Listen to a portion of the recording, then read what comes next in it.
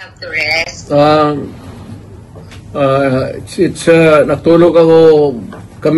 Natulog kami buong araw, ma'am.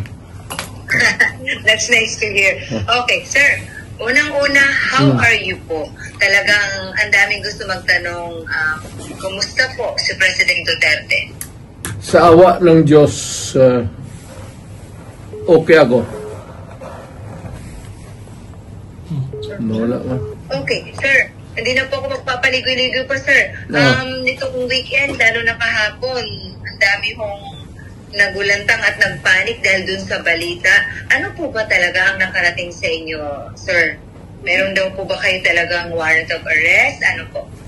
Alam mo, ma'am, what is circulating in the city of Manila, it's almost the same that's being bruited around dito because of the, communications. Very easy. As a matter of fact, it's almost instant. Ilang segundo lang. So, ang masasabi ko, ma'am, is though I do not claim ignorance about the moves before and long before and after a few months of respite, nandiyan na naman yung issue. So, I guess this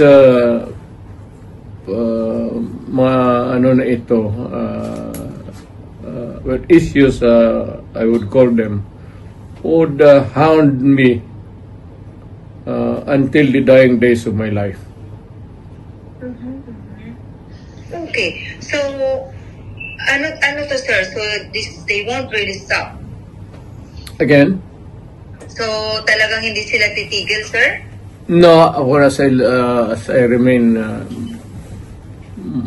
mainly if I remain to be a politician all the year round.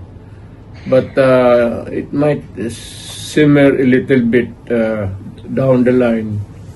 Pero pag hindi na masyado ako active. But for as long as I am there in the political arena of the Republic of the Philippines, I would be a constant, not really issue, but a good copy for whatever I say or whatever I do, and what happened yesterday and what will happen tomorrow.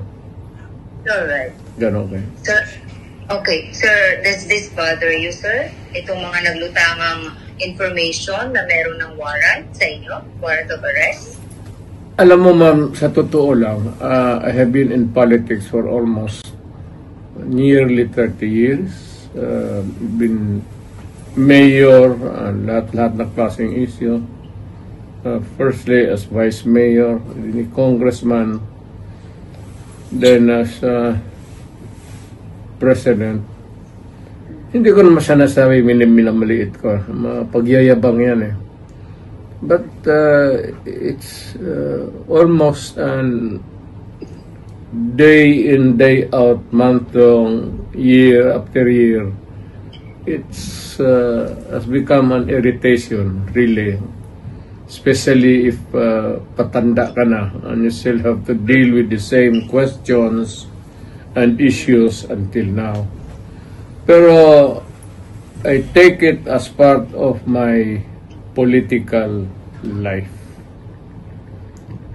Kasi nandyan early on, nagpasok ako sa gobyerno as a prosecutor that verily as early as ilang taon lang pumasok na ako sa politika.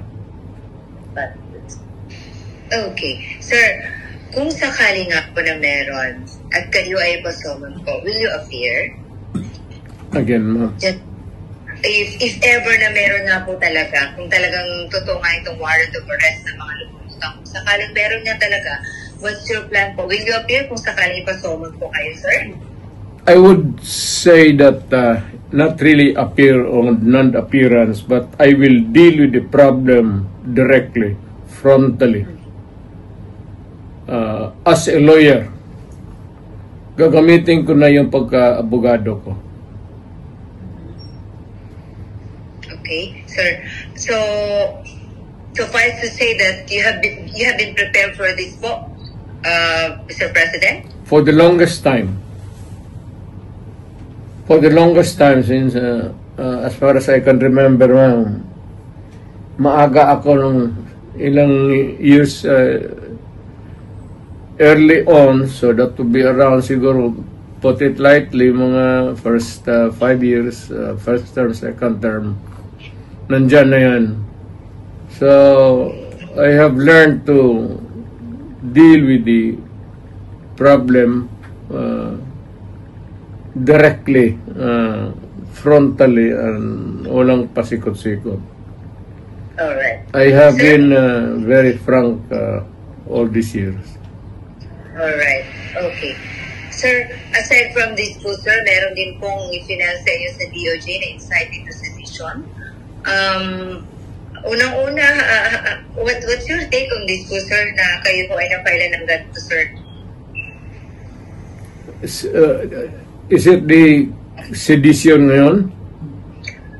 That's different, sir. Aside from ICC, sir, meron din po, di ba, sir, may final din po sa inyo inciting sa DOJ? Inciting to sedition? Wala akong alam yan. Ngayon lang. Alam ko na may plano na idemanda ako, pero specifics, ngayon ko lang nalaman. Yun sa ICC, matagal na yun. Whatever course it might turn to, I am ready for it. Kasi dumaan ako sa trabaho ko, ma'am, as an appointed elected official of the Republic. I do not there no excuses to give. I offer no apology. I did what I did because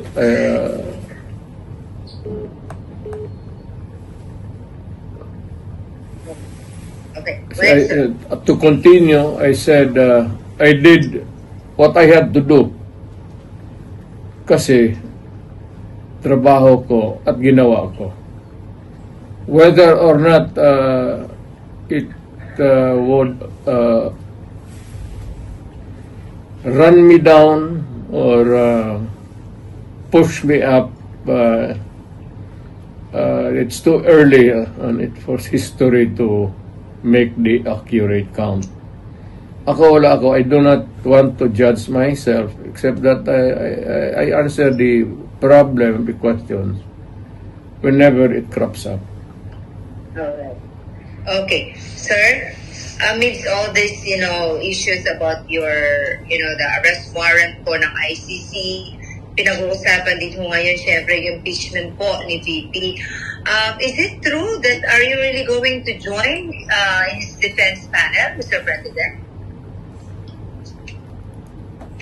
In her, rather, defense counsel po. In her defense team. Yes. You still join, sir? Yes. Pero you want the defense, the lead counsel anymore, sir? Well, I will deal with the multiple problems as they come along, and there will be a lot of them. But the basic issues remain the same. Alright. Sir, nakapag-usap na po kayo ni VP? She was beside me a few minutes ago, after dinner. Alright, it's good to hear you had dinner together. Sir, ano pong pinayo niyo sa kanya, sir? If there's any po. Na pag nawala ako sa political scene, either natanggal ako o namatay ako or whatever, for any reason, sabi ko sa kanya, hiningi ko na sa Pilipinas na tulungan ka pagdating ng panahon mo. At tumakbo ka ng presidente. At continue. Hindi ko hinarang yan, ma'am. Ngayon na lang. Of late. Because I think I'm pretty with this kind of problem pa ulit-ulit. Sabi ko, sige, sundin mo na for all the unanswered issues, ikaw na ang magpatuloy ng sumagot. At kung mapresidente ka man, sundin mo lang yung style ko at okay ka. Huwag kang matakot, sabi ko, makulong ka. So did you say sundin ang style mo? Oo. Anong particular, sir, ang style ni PRRD ang gusto niyo makuha po ni VP Sara para mag-think okay talaga? You cannot change the Philippines overnight into a trouble-free country. But you can minimize the misery of the people in the hands of the oppressors and the criminals and all. Pwede mo na rin patayin lahat para isang hearing na naman. Sir, kaya yung mga ganyang salita mo, sir, kaya ano eh. Anyway, sir, tama yan. sir, napag-usapan niyo pa ni VP about sa kanyang impeachment, sir? Hindi naman naniniwala yung babae niya ng payo. At saka, hindi naman interesado yan kung ma-impeach talaga siya o impeachment ay proceeding. The trial itself, you should not worried a bit. I do not know, but makita mo naman yung sa karakter ng babae na yan. It's totally indifferent yung mga problema na yan. I mean, she can always respond. But as always, she has been responding to me. Well, I can always transfer to a new life, a new beginning. Ganon yan siya eh. So, pagka ganon ang kausap po ang tao, hindi mo mabigyan ng payo. What for? Hindi naman nakikinig. Okay. Sir, what made you change your heart? Kasi alam namin nung una, lagi niyo pong dinidiscourage si Ma'am Inday na wag talagang tatakbo kasi you've been there. Alam niyo, ayaw niyo siyang mahirapan. What made you change your heart and mind and now you're convincing your daughter to run na po for president? Why the change of heart po? Para yung she truly loves her country. Dapat niyang gawin. At this time, at this point in time, when paalis na ako at patanda na, at maybe soon, so sooner than expected, I will make my exit as a politician. And then how did she respond, or what was her reply po to you, sir? I think si Inday has become a political animal. Kasi lolo niya for the longest time, governor of Davao Province yung isa pa. Parang pumasok na sa subconscious level niya yung politika. Tapos ako, tagal ko sa politika. Okay. Sir, may I just go back po doon sa ICC, nung pumutok po pala ito kahapon, sinabi po ng Malacanang na nagre-ready po sila for any eventualities. Meron nga po bang dapat